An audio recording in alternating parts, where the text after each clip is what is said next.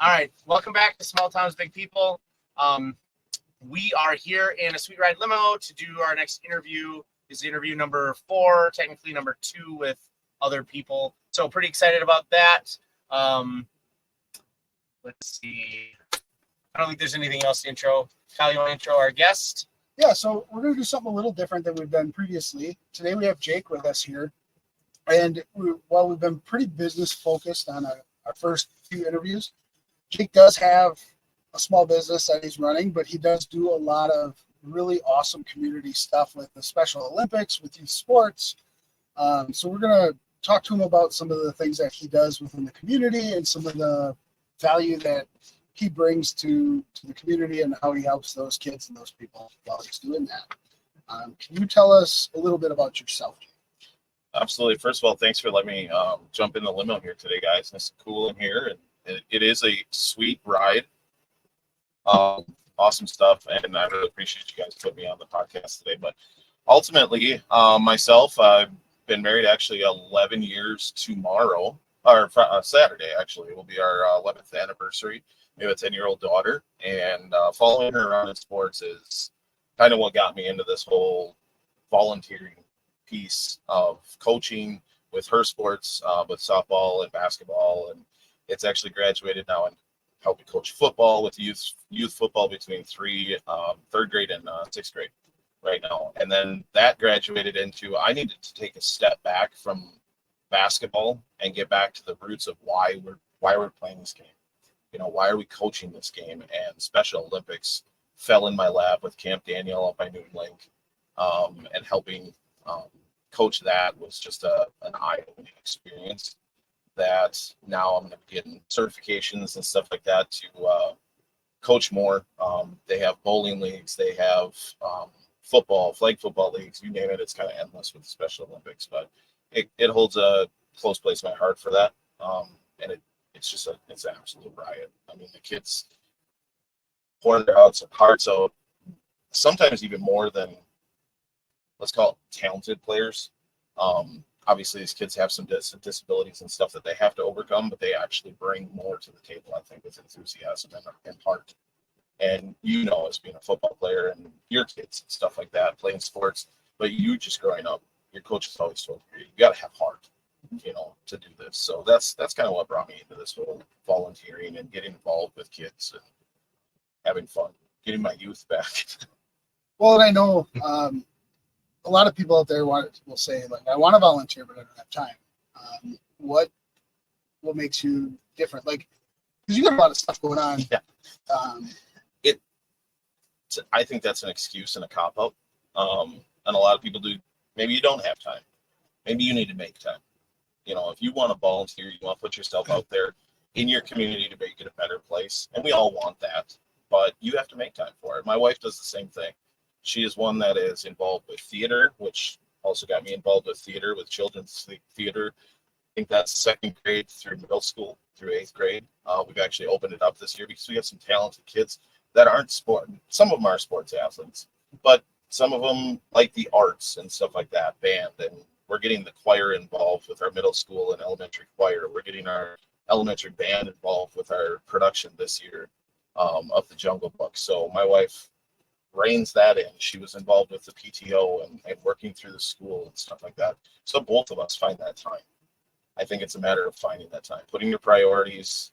Sitting around watching TV is not something that we do very often, here and there. I mean, little bits, but hey. But everybody that doesn't have the time, it's at least 2 to 4 hours on TV. There's a lot of time. There's time there. You have to find the time. Or Facebook or YouTube. Or Facebook. Oh my goodness, Facebook. Hey, we have adapted with the technologies that are out there. Great. It's good stuff on limited basis. You got to get yourself out there, get your community better, get involved with something. It's no different than the kids. I tell these kids, I said, if you don't want to be a football player, basketball, baseball, softball, whatever, be involved with something so that you're doing something. It doesn't necessarily have to be a physical activity, but an activity nonetheless. Get yourself involved, meet new people, be friendly with people, and it makes the world a little bit better place, hopefully.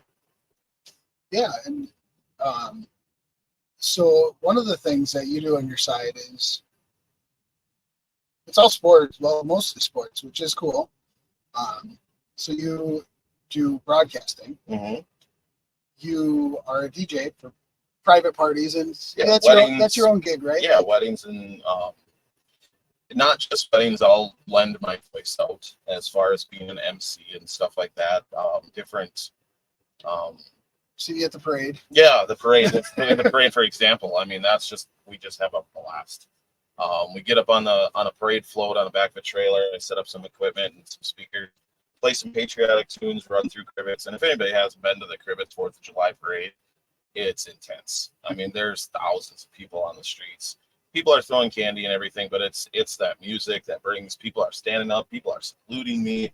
I usually get dressed up in an Uncle Sam costume or something silly, and we just have a blast with it. And it's bringing music to the community, bringing music to people. It fills you up. I mean, it's a day that we should be celebrating. And hey, a little bit of music goes a long way. So.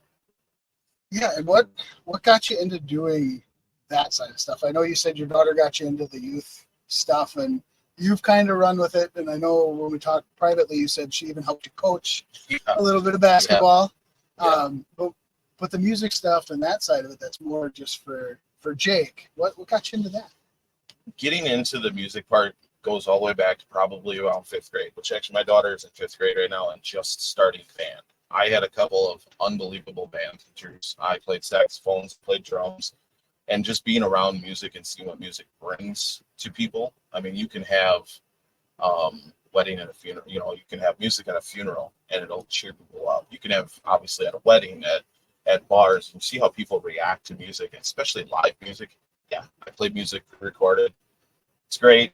We have a good time, but live music is still better. And seeing my 2 band teachers play live music and play in bands, and they still play to this day, and help them out from time to time with setting up speakers, setting up music, emceeing forums, stuff like that. We just dedicated the Bob Byrne Theater in Crivets at Veterans Park, and that in and of itself was just an awesome day. We had live music there. We had a concert band. We had Bob's old band that he used to play with, and I, did some talking, throw out some sponsors, stuff like that. It's not a real big piece, but seeing that and being a part of that, musically speaking, that stems all the way back from those guys, just putting music into our lives.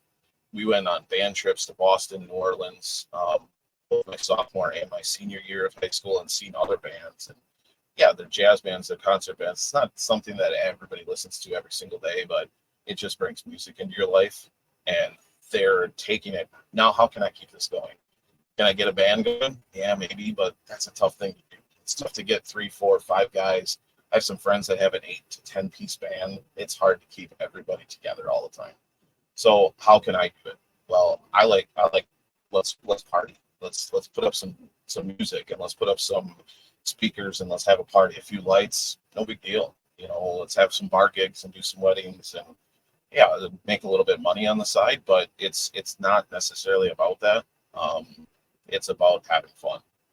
Going to that special day for a bride and a groom, and they come out of there at the end of the night, they're exhausted, they're happy, they've danced their butts off, and it was a good day. So they can remember that now 11 years down the road, or 15, 25, 30, whatever years down the road.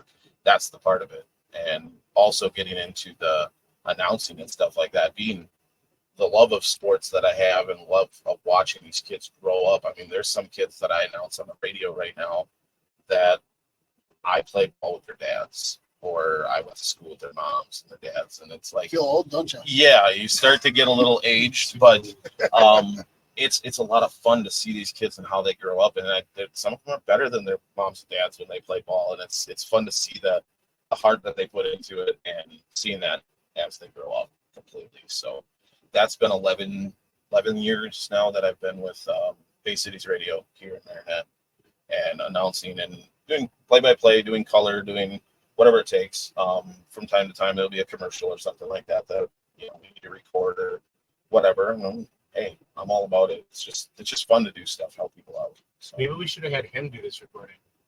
I'm not the technical part. A little better. Yeah. Well, we'll take some tips when we're done here. Absolutely. it's a blast. I mean, when you get involved with stuff like this, I mean, what you guys are doing, and when I first saw it, and I mean, I've known Kyle for, I don't know, 4 or 5 years at least. We worked together at Viria, and It's 9. yeah, probably. Yeah. Nine? No, No. it's been a while. I mean, it's been a while. I'm trying to forget the first 5. Yeah. Well, 5 years. I've been a real estate agent for 5 years now, Yeah. so it's. Yeah, I was at Viria for almost 6, and I was here there for almost a year. Yeah. You know, time flies.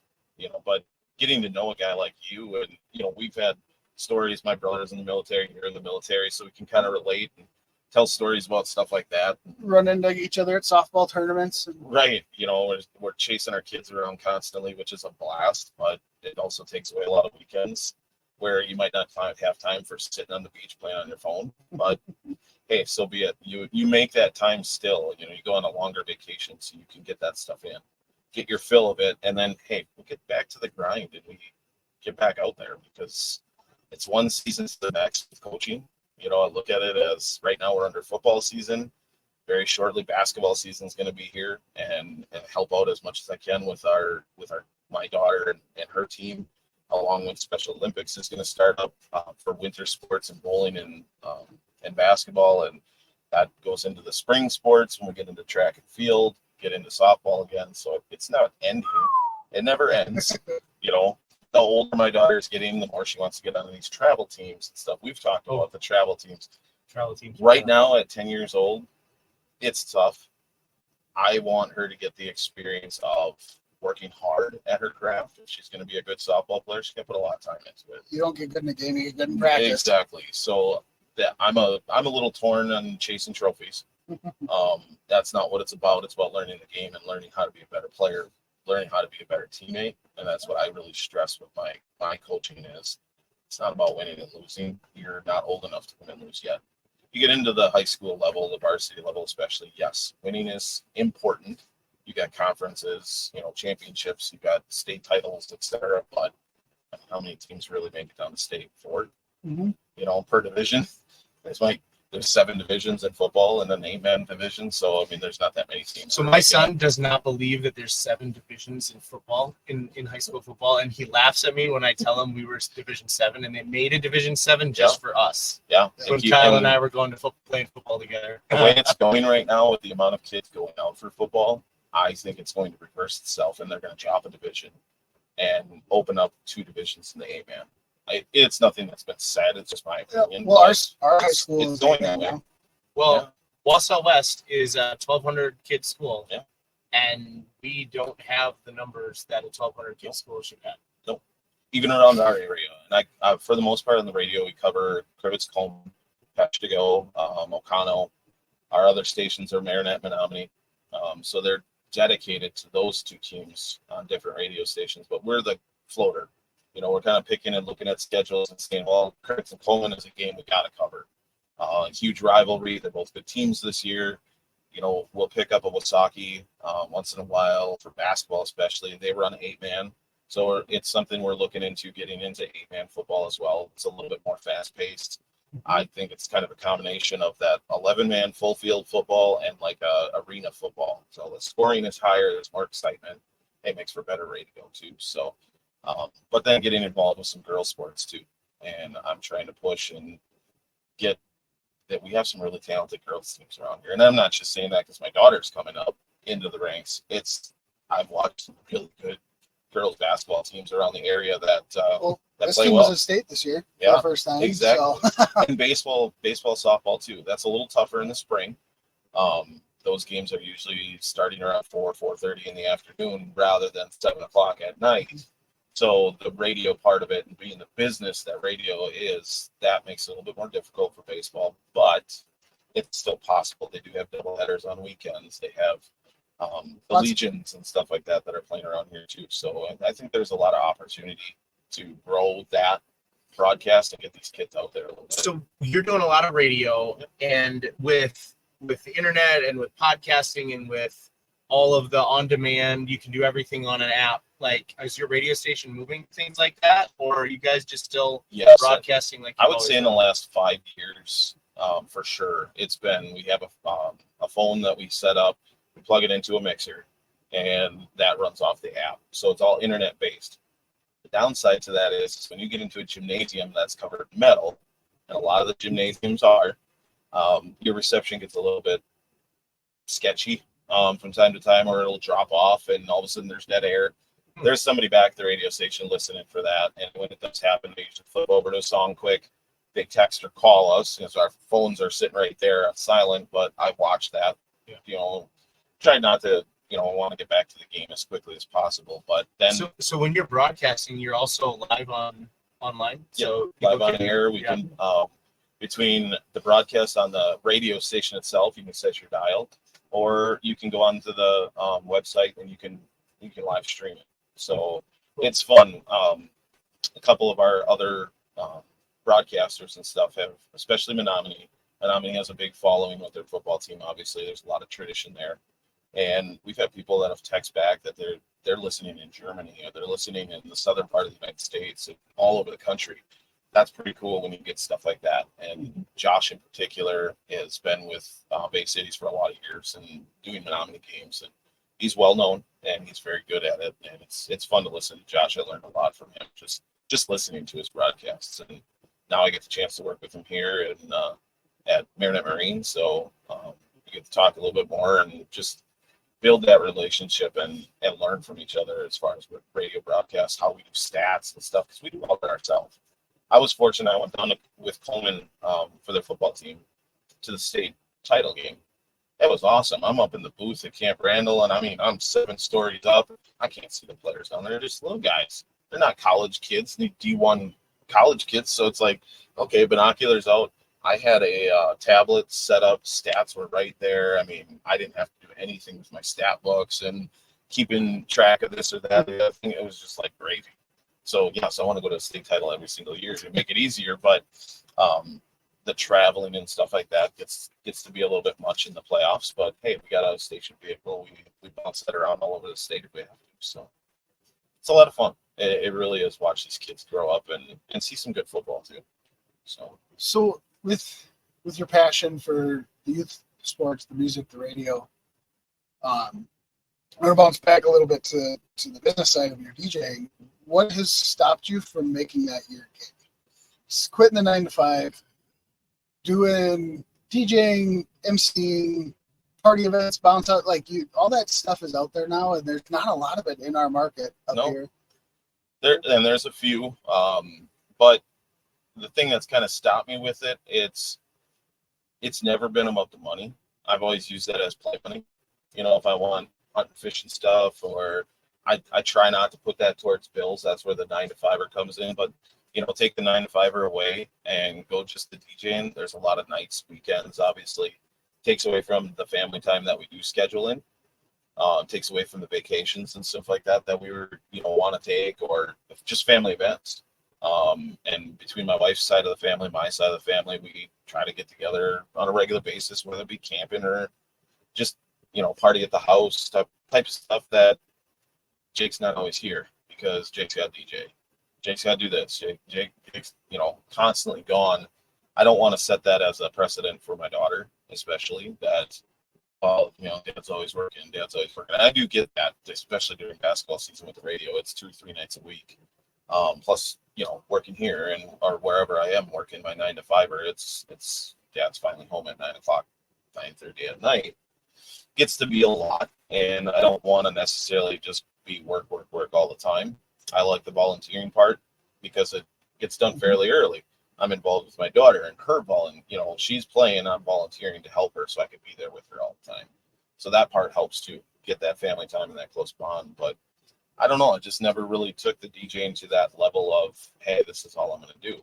Have you sat down to pencil out apples to apples, hours to hours, dollars, what it looks like versus the I'm assuming 40 hours a week in the 9 to 5 versus 25 hours a week DJ or whatever that number is? Have you I know Joe is. And can you run the numbers and see is that even a feasible number? Yeah, it would be if I would have to probably raise prices a little bit, and that's something that I don't feel necessary because I'm playing pre-recorded music. This isn't a 3, 4, 5 piece band or more. So I'm pushing play on a keyboard, man. I'm not doing anything special. Have you seen what wedding photographers go for nowadays? Yeah, absolutely. I got into the wrong. Nice. I definitely got into the wrong business that way. Yeah, photographers make a ton of money on a wedding, especially, but they're doing a lot of behind the scenes work. You know, they're sitting there and they're editing and they're cropping and they're doing. There's a lot of stuff that people don't see. It's similar with the DJ. You're setting up song lists and you're setting up, finding special songs for a ceremony or stuff like that. You're giving them helps and tips and tricks, and hey, I've done this for 11 years, or I've done this for 15, actually 17 years, I think now that I've been, playing music and stuff like that. But when you look at it, it's one of those that I don't know if I want it to be a full-time business. And a similarity, I've thought about going to guide school when I was still, fresh out of college and becoming a hunting guide or a fishing guide, because I love hunting and fishing that much. I don't want it to become a business that I don't like to go to work every single day. I mean, I enjoy DJing and I love playing music for people, but I don't want to become oh man, I gotta do this weekend and I can't do this instead, or I can't volunteer and I can't help coach. So trying to just balance all of that together, and yeah, we make a little extra dollars here and there. Great. Pays for a trip to Disney, which we're going on in the spring again. But and honestly, we have a good time. We have some good people that really help us out. One kid to wrangle, not 9. Yeah, It's not about the kids. no, Oh, it's about all the people just there. like Disney. We've had fun. We've been down there twice. Once just at the tail end of COVID in 21, and then we went down there last year, and now we're going to go down again this year. You ever gone fishing? Down there?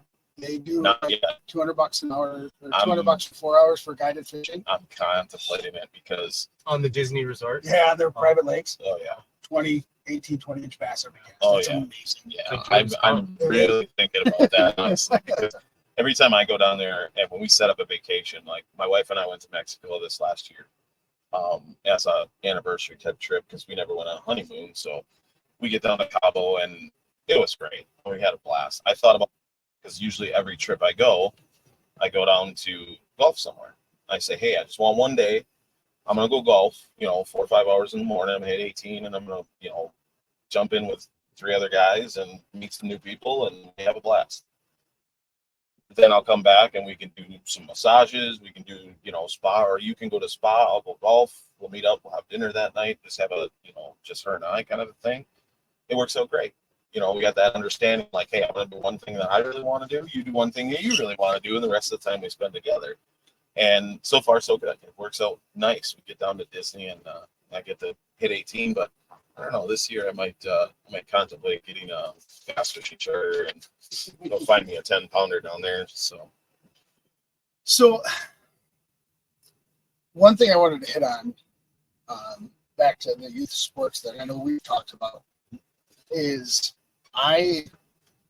Joe grew up, he played way more sports than I did. In youth sports. We were in, okay. I didn't start Little League till 6th grade. Like, so the basket, and I never played basketball, all that stuff. But like, once we hit high school, I was in everything. You were in everything. The youth sports that I'm seeing now, the trophy chasing, you got to pay $10,000 for this private coach. You got to do this, and Even worse, it gets into scouting. Yeah. Scouting. I thought scouting is where college came to look at you. Now a scouting is where you pay a scouting agency $5,000 a year to go and promote you to these colleges. And what? That's not. Oh my goodness! The college rules are changing so much too. When you look at these kids, NIL that NILs and stuff like that, it's changing the game. I see great athletes that get burnt out by the time they're out of high school and they don't want to play anymore. So what kind of example are we setting with that? Great, go. I mean, if these tournament teams and stuff, these travel teams, especially with baseball and basketball, definitely a little bit more popular than maybe the footballs and volleyball. I know there's summer camps and there's summer leagues, and these kids are playing sports where they're playing baseball on Friday night, they're playing basketball on Saturday, and they're playing baseball again on Sunday night. Holy cow! I mean, you look at kids that are doing this, they're getting burnt out, they're getting hurt more often than not, unfortunately. And something that my dad has always told me, case in point, last Friday was the Packers game. I didn't even watch hardly any of it until the end. Jordan Love signs a huge monster contract, all that money, and he is one knee injury away from his wrecking his career. Not just his week, season, his whole career could be over. If that twists just the right way and he blows his MCL, ACL, he might not be the same quarterback anymore. Same with these high school kids, these youth kids that are playing. Except they're not getting paid anything. Correct. And that's the biggest thing. The parents are shelling out tons of money. And good. If that athlete puts the work in to do it and you're paying $2,000, $3,000, $4,000, $5,000 to take your kids to camps, and I'm hearing all numbers this like stuff. $100,000. Some families are paying it's to insane. get their kid to a college level. What? It's Cheaper that's tuition. nuts. It's Even smaller amounts of money when these kids are playing travel leagues and stuff, and they're on 2 or 3 different teams all summer long. Good for them.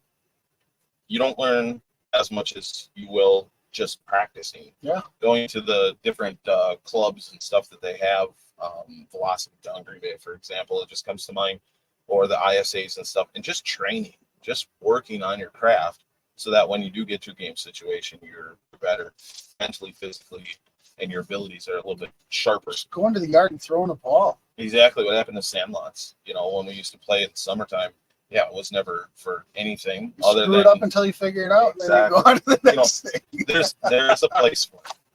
I'm not saying it's a bad thing, but the injuries and stuff that I see calling games on the radio, that these kids are getting hurt so quickly and so easily because their bodies aren't getting a chance to heal. If you're playing every single weekend and you got practices Monday through Friday and you're on your road going somewhere to play another tournament every weekend long, it's tough.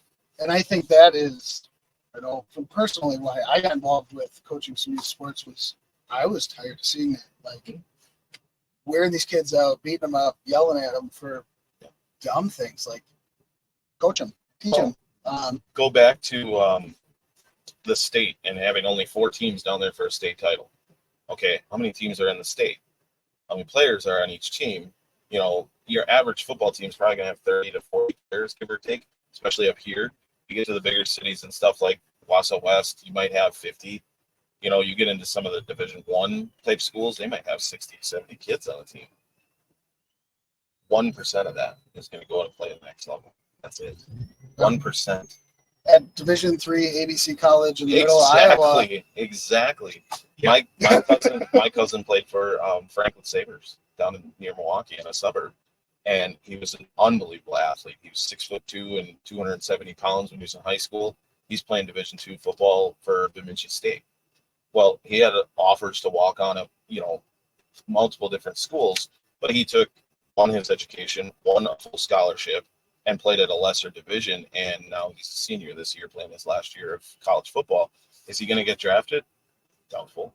He's not big enough, but he's huge. You look at the kid, and he's put on 15 pounds of muscle, and he's touted as one of the best linemen in Division II in that area. Great. But this still don't make him get drafted by the NFL. I mean, it takes special talent to get to that next level, and then there's a level past that. There's minor league and stuff with baseball. To make a team. It takes a special athlete to stay healthy, have unbelievable attitude to be able to go through adversity, because it's going to be nothing but adversity for a first while. And then all of a sudden you finally make it on that big stage. Great. But it's like 0.01% of any athlete's going to make it to that level. As a youth coach in a small community where you know everybody on the team, what is one piece of advice you could tell to parents that have youth athletes? Oof. And how they... We were just talking about this too. Like, if you could say, and I know and I'm speaking more to, of course, go play with your kids, get them outside, do things. Yeah. But more to how they interact with the community members that are stepping up to volunteer. What would be that one thing you... It would be positive encouragement. I see a lot of parents that will downgrade a kid for making a mistake. They're youth sports guys. They're going to make mistakes. We want them to make mistakes so that they can learn from that. But having a parent stand and saying, "Oh, Johnny, you should have got that ball. You should have threw him out at first base. You should have made that layup. You should have, not fumbled the football, or all of those things. Don't negatively encourage them, and don't get down on them. Don't get me wrong. I've been in that seat as a parent and as an athlete, where you've gotten that ride home speech like, hey, pull your head out. Yeah, you had 3 turnovers tonight in the basket. Pull your head out of your, you know what, and you got to be better than that. It never works. It's not helpful. It can and it can't. If the kid asks for it, right, but not if they don't ask for it. Exactly. And my kids don't like to ask. No, that ride home sometimes you would dread. I didn't have it a ton. I mean, it was always taken as a coaching moment, because my dad was a coach for most of my baseball stuff, not so much with football or basketball, but my dad was a good basketball player when he played, and it seemed like it's forever ago, and basketball has obviously changed a lot, but he can relate to some of that stuff. But yeah, there was a few of those rides home that it was like, I don't want to talk. I know I sucked tonight. Let's just move on with it, and but it was something that he would encourage. And hey, we're going to go to the gym tomorrow. We're going to work on this. Your post-up move was horrible. Your swing has a hole in it right now. You're not hitting a curveball, or, all of those things. You're not jumping up high enough.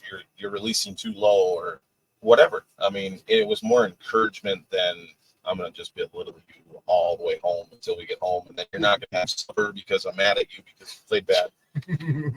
Positive encouragement. I mean, yes, there's teaching moments with not playing well and learning, but positively spin that so it's a positive thing for the kid. They're going to like the sport a lot more than, and they're going to want to continue to play. Most of the time they don't want to hear what you have to say anyways. Correct. So you talking to them that whole time, telling them what they should have done. Right. They don't listen to any of that. Exactly. My daughter is the same exact way with that. And I, God love her for it. She knows that she makes mistakes, and Dad gets hard on her once in a while, because you expect better when you're coaching your own kid. Everybody wants to see their kids succeed, but hey, this is what we got to work on. And for example, my daughter, the last couple of years, she'd been playing third base for her softball team, and with her throw has been weak getting to first base. It would bounce before she got to first base. I'm like, hey, get your arm back there and rifle it.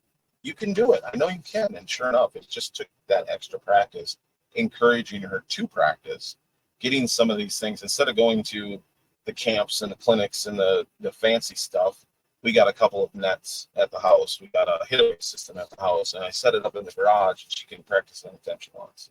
We got an old basketball pole in there. She gets her hit-away system and goes in there and just swings for 20, 30 minutes at a time. She's doing that on her own now because she likes the sport, and that positive reinforcement helps out a lot better, getting down to their level instead of looking down to them and talking down to them. Getting down to their level, get on me, talk to you face to face. That really does help them. I think too, one thing that I would share with all parents is let the coach. Yes. Move up in the box. Move back in the box. Get closer to the plate. What are you doing? Move over. So what do you do when the coach won't coach? Talks to the coach. Not the kid. No, that's true. Yeah, And you got to scream and make sure everybody in the field knows that you're the coach. absolutely. Like you can't, and it's See it not a lot. like when I was coaching, and I'm sure Jake will say it too. Like it's not hurting my feelings any. You're confusing the crap out of that Yes. kid. They don't know what Especially at they're younger doing. ages. At the high school ages and stuff like that, and just watching games. I do it from time to time. We went to the volleyball match the other night, and parents are cheering, for the JVs and for the varsities, and it's good to see that. At the younger ages, it's like everybody's a coach. Guys, come out from that side of the fence. Come over here. If you want to coach, by all means, I can use all the help we can get. So I've got a really funny little story. Basketball, my kid was in there. It was 7th grade basketball. And the team they were playing was up north. I can't remember. And the other team sat, the parents it was actually the grandma and grandpa, I think, sat right next to us from the other team. And they were screaming so loud. And I kept saying things that got them madder and madder. So they kept screaming, and they got a technical foul. Yeah. It was awesome. I got 2 points for our team because we made the baskets, and it was a technical foul. And I give them, get him. Oh no, don't let. Yeah, it was so funny, so funny. My wife is sitting there watching me and mortified. She's so sad. She was just. It was But great. and you watch the YouTube clips or you watch the sports centers and stuff, and you see, these unruly parents that take it to a totally different level. It's so funny. There was So one funny. I just watched it not too long ago, and it was a basketball game, and I don't even know where it was from, but there was a bad call. Referees make bad calls, guys. They're human beings. That's one thing that our society in sports needs to realize. Not everything is a replay, But it can be now. well, and not in that level though. Just get the drones above the get field all and the just have stuff. them. Yeah, we'll drop a million. AI umpires. Yeah, we'll get all of that stuff. It's great for the major leagues, but it's not going to happen in youth sports and in high school sports. But I watched this, and a referee made a bad call, and you could see it when you slowed it down. Yeah, probably was marginal call at best. It happens.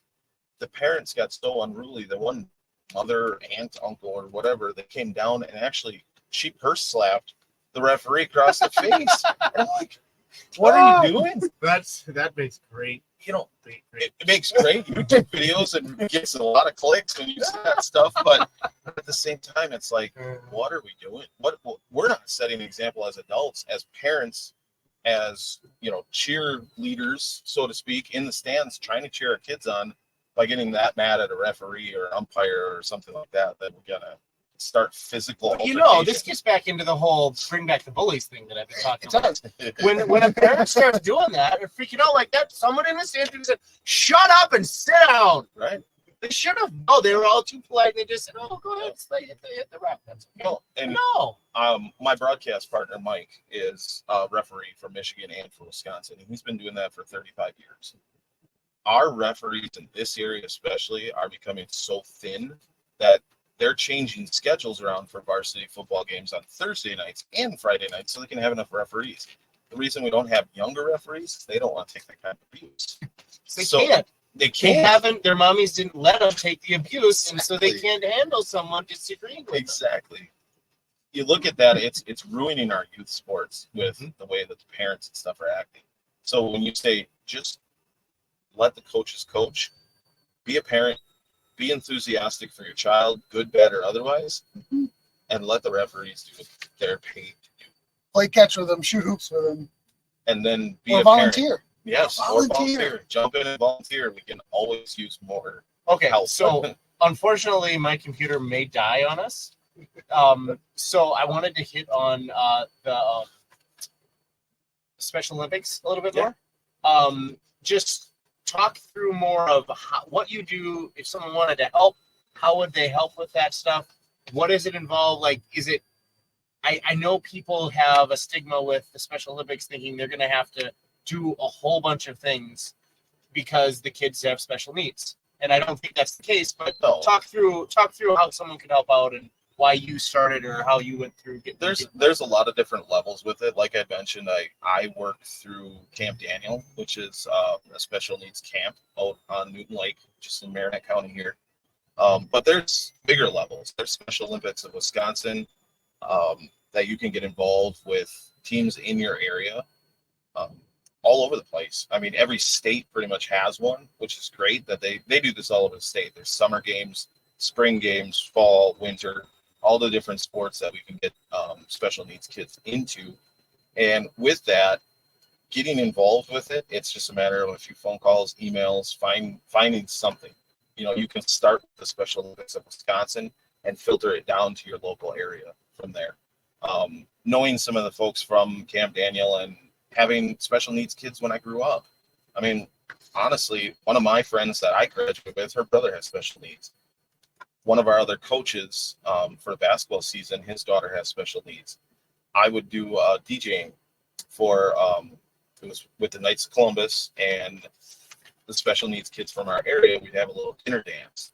So we'd have a local caterer bringing some chicken and mashed potatoes and stuff like that. And then I would play music for maybe an hour. And it was complete donation of my time because the amount of fun that they had in that hour of playing music and songs that you would never probably play at a wedding or even a bar, classic songs from the 90s and 80s and stuff. They absolutely had a riot. They don't care what people think about them. I think they're their outlook on life is just so much different than us. We worry about what shirt we're wearing and that we're matching, and sometimes. But we don't. Yeah, I mean, you should know, but that's different. And I'm ready for a football game tonight for our youth team. But, the outlook is a little bit different. They're there just to have fun, and they know that, hey, we're gonna play some music, we're gonna dance, great. But getting involved with that and seeing, I'm like, I want to take this to the next level. I love donating my time. COVID wrecked it. Unfortunately, we haven't had it since 2019, but getting involved with the sports part of it, it's just an eye opener. I mean, it warms your heart to see how hard these kids play. And I shouldn't even say they're kids. Most of them are older than I am. Some of them younger. My team this year that I was specifically coaching, I had 5 kids that were early 20s down to I think 12 years old. So we were in a different division, a different class. We weren't playing against more athletic kids, more experienced kids and stuff like that. But I mean, there's kids on the team that are in their 40s, 50s, 60s sometimes. Doesn't matter. It's for anybody, really. And what we'll do is we will link, favorite, share, however we can on the socials. We'll put some of those contacts in. Yeah. So if you are interested in helping out with Special Olympics or anything like that, we'll at least get you some pointed in the right direction so you can find out what you can. Yeah, it truly is a lot of fun. It's easy going. Sure, it's the adage of everybody gets a trophy or a ribbon or something like that, but in that sense, everybody's playing their hearts out, and they truly put it all out there. Where we see some of the more fortunate kids, oh, I don't want to play today, or oh, I got a bellyache, or stuff like that, and you just don't see that with Special Olympics and the heart. It's straight about the heart. And going last year to the spring games was eye-opening how many athletes are there. It's crazy. We were in UW Oshkosh in their gym, and the one side of the gym, all the bleachers are pulled out. It was full. And from all different levels of talent too. I mean, there was stuff where it was just skills, and they're running weaves and shooting layup, 2, 3-on-3, and 5-on-5 basketball, stuff like that, swimming, and you name it. There's tons of different sports for Special Olympics. Awesome. Here's a while outside the question while we still got a little time. How were the families different than maybe the youth sports families? Or was it like what you'd want the families to be like? What we talked about, the encouragement. Yes, constant encouragement, and but still coaching. I mean, we still try to run some plays and stuff like that when we do it. But when you meet these families and stuff like that, it's some of the nicest people. They open up their arms for you, and they'll help each other out. You see it on different YouTube videos and stuff, and you look here. A kid will fall down. They're running a race, and they fall down, and all the kids stop, help the kid up, and then they continue the race. That's true. I mean, it's not just staged Hollywood stuff or a music video. It really does happen. And you see that the sportsmanship is top notch with these kids and the families. Everybody's cheering for everybody. It's not, we need to beat you so we can win first place. It's, we're all here for the same reasons, have some fun, play some games, and, we all become winners at the end of the day, which is tough with competition sometimes, but the attitude for all the coaches, parents, and the athletes is amazing in that way, that everybody is a winner because we're all out here trying our best. So awesome. Well, thanks again, Jake, for coming on here and sharing some of that stuff. And like I said, we will link, share, do all that stuff that we can to point hopefully some people in the right direction, give them some resources, because sometimes half the battle is just knowing. And it is getting them there, helping them find information. Get involved. That's the biggest thing, is get involved with your community. I know it's not something with, like you guys kind of started with businesses and related to growing businesses and stuff, but growing a community, growing a volunteering program is just as much of a business. Yeah, you're volunteering your time, but it does a little bit better, pays you off in a little bit different dividend. So get involved. Yeah, that's awesome.